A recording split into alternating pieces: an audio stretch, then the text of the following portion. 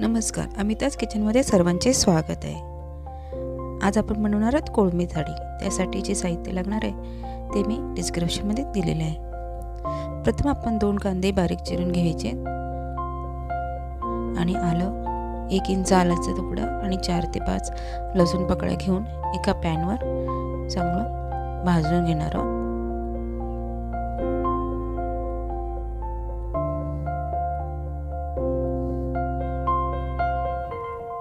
कांदा ब्राऊन होऊन द्यायचा.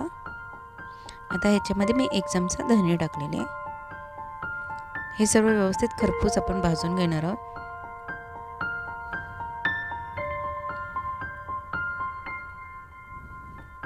आता ह्यामध्ये आपण 1 वाटी ओलं खोबरं टाकलेलं आहे.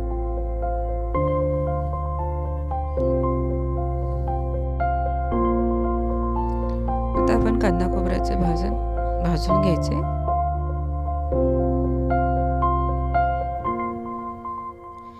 आता आपण हे मिक्सरमध्ये बारीक वाटून घेणार आहोत.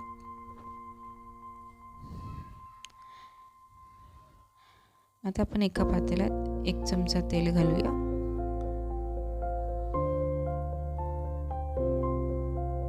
त्यामध्ये 1 मध्यम आकाराचा कांदा बारीक चिरून टाकणार आहोत.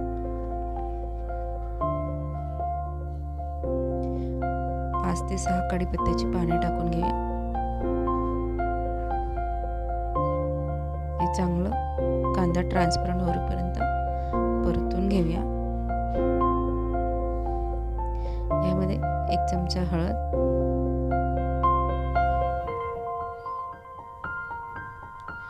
1 ते 1.5 चमचा मालवणी मसाला,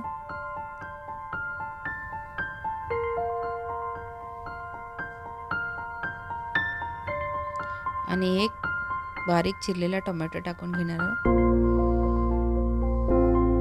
कोथिंबीर टाकायची थोडीशी.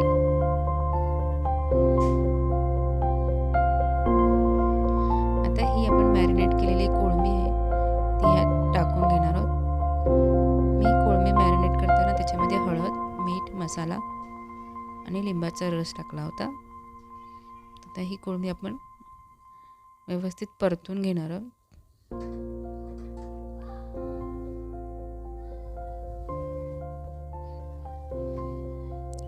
यामध्ये मी 1 बटाटा चिरून टाकलेला आहे. बटाट्यामुळे या कोळंबीच्या रस्स्याला खूप छान चव लागते.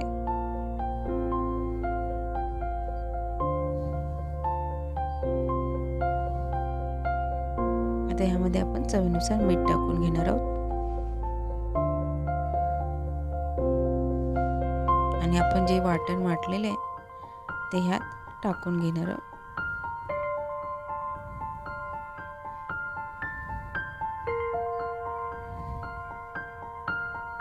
वाटण व्यवस्थित आपण मसाल्यामध्ये परतून घ्यायचं आहे.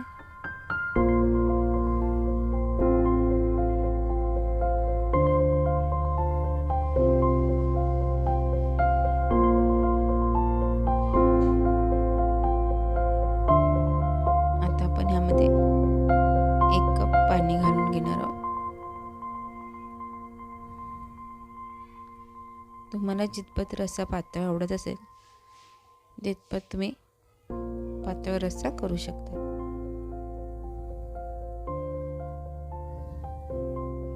आता आपण ह्याच्यामध्ये 1 चमचा गरम मसाला टाकणार आहोत.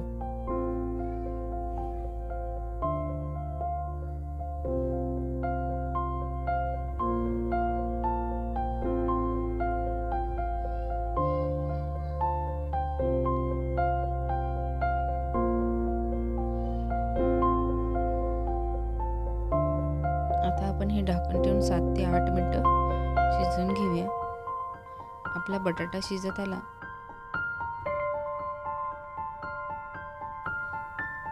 2 कोकमं टाकून घेणार आहोत.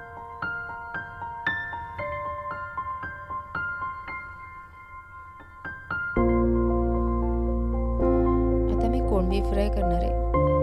त्यासाठी मी जे कोळंबी मॅरिनेट करून ठेवलेली आहे ती आता रवा मसाल्यामध्ये मिक्स करून फ्राय करणार आहे. यासाठी मी 1 कप तांदळाचं पीठ आणि 1 कप रवा, तिखट, हळद आणि मीठ टाकून घेतलं आहे. एक कोळंबीला आपण हा रवा मसाला कोट करून घेणार आहोत आणि तव्यावर आपण फ्राय करूया.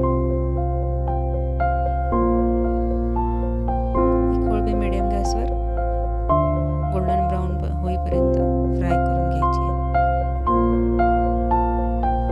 आता त्याच रवा मसाल्यामध्ये आपण बोंबीलसुद्धा फ्राय करून घेणार आहोत. बोंबीलला पण मीठ मसाला कोकमचा रस लावून ठेवलेला आहे. आता आपण रवा मसाला लावून ती फ्राय करून घेणार आहोत. बोंबील फ्रायची रेसिपी आपल्या चॅनलवर मी टाकलेली आहे. त्याची लिंक मी डिस्क्रिप्शनमध्ये देते, ती तुम्ही पाहू शकता.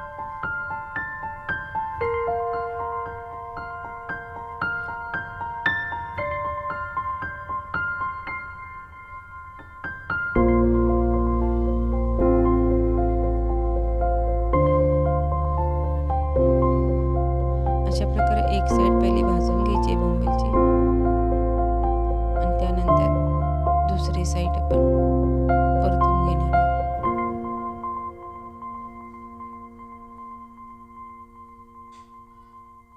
दोन्ही साईडने आपण बोंबील चांगले खरपूस तळून घेणार आहोत.